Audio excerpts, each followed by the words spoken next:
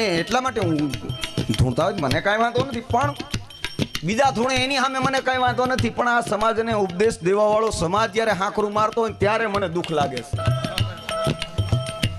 જગતનો જેને ગુરુ કહેવામાં આવે છે, અમુક અમુક તો મેં એવું સાંભળ્યું છે, આજે આમ તો કોઈ મૂકવાનો નથી. ઈ કે ફલાણા બાપુ છે અને માતાજી આવે છે. યા સાધુ તો સાધક હોય એનું નામ સાધુ કહેવાય, સાધુ તો ઉપાસક હોય એનું નામ સાધુ કહેવાય, સાધુ તો જ્ઞાની હોય એનું નામ સાધુ કહેવાય. એટલે તો તમને સમાજના ધર્મગુરુ કીધા, નકર તો અમને ન કહે. અને બીજી વાત આપણે એ કહી દઉં, તમે ઘોડિયામાં જન્મો છો ત્યાંથી તમને બાપ કહે છે. આવા બે જ સમાજ છે કે ઘોડિયામાં જન્મે ત્યાંથી બાપુ કહેવામાં આવે છે, અને જે બાળકી જન્મે છે એને માનું બિરુદ આપવામાં આવે છે.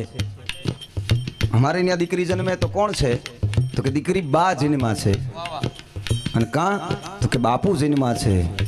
એમ સાધુને ન્યાય નાનો એવો સાધુ હોય અને હામો સાત્વિક વ્યક્તિ હોય તો એમ કહે મહારાજ બાપુ સીતારામ.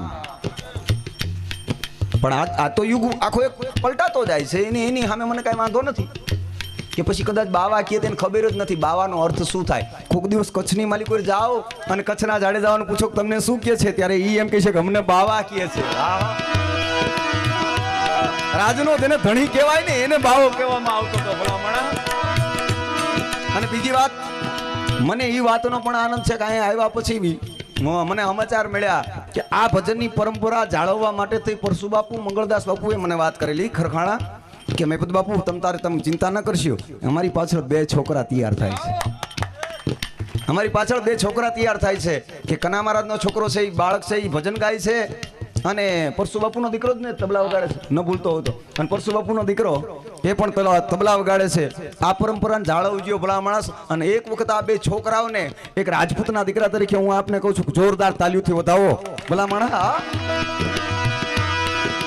અને જે હું વાતને માંડીને બેઠો હતો ત્યાં તમે એમાં તલગાજેડા ગામ છે ને, તલગાજેડા ગામના બારોટજીને ચિઠ્ઠી લખીને દીધી. અને આજનું ભાવનગર બાજુનું ગામ છે ટાણાની માલિકો કારડિયા રાજપૂત સમાજની માલિકો મારો કાર્યક્રમ હતો, અને આમ ચિઠ્ઠી દીધી. અને જે બારોટજી હતા એ સાહિત્ય કરતા.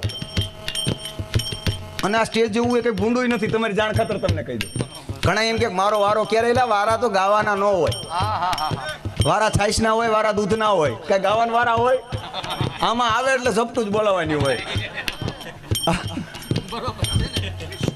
આ તો ફોન કરે કે કના મારે મારો વારો ક્યારે, હવે વારો જ છે હેઠો બેઠો રે ભાઈ. હા શું છે પણ હવે હું હમણાં સાંભળતો હતો. એટલે આ વારા છાઈસ ના હોય, વારા દૂધ ના હોય, કોડા વારા ગાવાના ન હોય. અને બહુ આપણને ગવાણી ઉપડે તો વાડીએ બેઠા બેઠા કરાય ભોજન, આ નો ધક્કા ખવાય. હા પણ એમાં ચિઠ્ઠી લખીને દીધી કે એક દરબાર છે અને સાહિત્યકાર છે, એમને બેહાડો. એટલે બારોટજી આમ ચિઠ્ઠી લખીને કીધું લે અમે ચારણો સાહિત્ય કરતા ત્યાં સુધી વાંધો નતો, અમે બારોટું સાહિત્ય કરતા ત્યાં સુધી વાંધો નતો, આ તો દરબારું સાહિત્ય કરવા માંડ્યા.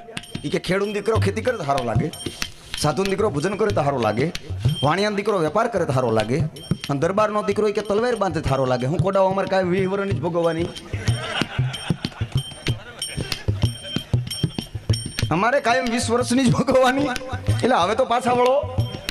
મને ખબર હતી આ મને ઘા કરી ગયો, તરત મને રજૂ કર્યો, ઉપર ગયો. મેં બારોટજી બિરાજો. તમે હમણાં એમ કહેતા મેં કીધું એવું કાંઈ નથી, દરબારનો દીકરો એમાં સુપાત્ર હોય અને કોઈ પણ પાત્ર હાથમાં લઈને એટલે સારું જ લાગે. રાજા હરિચંદ્રએ રખેહરનું પાત્ર હાથમાં લીધું હતું, એ પણ એક રાજપૂત હતો.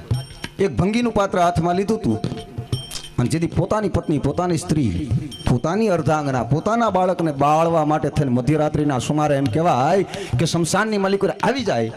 અને તોય એ વ્યક્તિ તો એમ જ કહેતો હતો દાણ દીધા વિના દાગ ન દેશો, આવો કર્યો તો પડકાર ભલા માણસ.